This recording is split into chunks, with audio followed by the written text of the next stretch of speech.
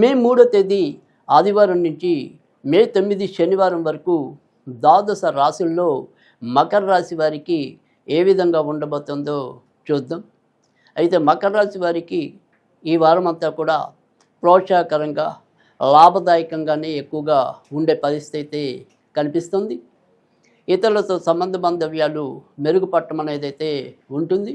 అయితే తోడబుట్టిన వారి విషయంలో మాత్రం ఏదైనా సరే ఎంతో కొంత ఆందోళన ఎదుర్కొనే పరిస్థితి అయితే ఉంటుంది.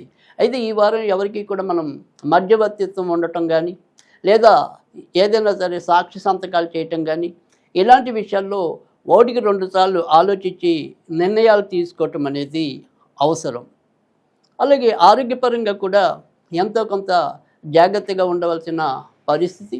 అయితే ఉద్యోగస్తులకి, వ్యాపారస్తులకి, స్వయం వృత్తుల్లో ఉన్నవారికి ఈ వారం ఎంతో కొంత ప్రోత్సాహకరంగా ఉండటం అనేది గత వారం కన్నా కూడా కొద్దిగా మెరుగ్గానే ఈ వారం ముగించటం అనేది అయితే కనుక కనిపిస్తుంది. ఇక సంతాన విషయంలో కూడా ప్రోత్సాహకరమైన వాతావరణం అయితే ఉంటుంది. ఎవరికైతే మరి 2 సంతానం ఉంటారో ఆ 2 సంతానంలో మొదటి సంతానం వల్ల ఈ వారం ఏమైనా సరే చికాకులు కానీ, తర్వాత వారి యొక్క మొండి ప్రవర్తన వల్ల వీరికి మానసిక క్షోభ కానీ ఎదుర్కొనే పరిస్థితి కనుక మకర రాశి వారికి ఉంటుంది. ఇక భార్యాభర్తల మధ్య కూడా ఒకరోజు భోగం, మరొక రోజు ఖేదం అన్నట్టుగా ఎంతో కొంత వైరుధ్యాలు అయితే కనుక మధ్య చోటు చేసుకోవటం అనేది అయితే కనిపిస్తుంది. ప్రతి విషయంలో కూడా ఎవరో ఒకళ్ళు ఎంతో కొంత మొండి పట్టుదల చూపటం, చివరికి మొత్తం మీద అయితే కనుక సర్దుబాటు చేసుకోవటం అనేది అయితే ఉంటుంది. ఇక రియల్ ఎస్టేట్ రంగంలో ఉన్న వారికి ఈ వారం మరింత ప్రోత్సాహకరంగా ఉండటం అనేది అయితే ఉంటుంది.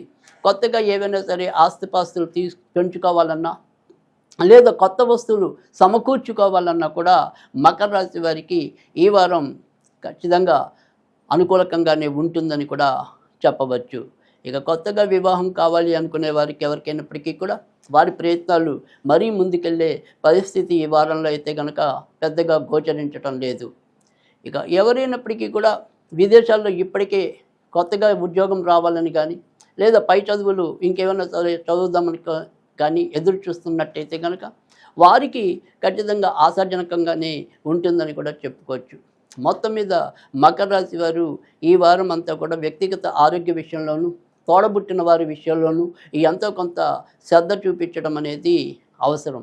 వీరికి ప్రస్తుతం ఆంజనేయ స్వామికి సంబంధించిన పూజలు చేసుకుంటే మరింత అనుకూలమైన ఫలితాలు ఉంటాయి.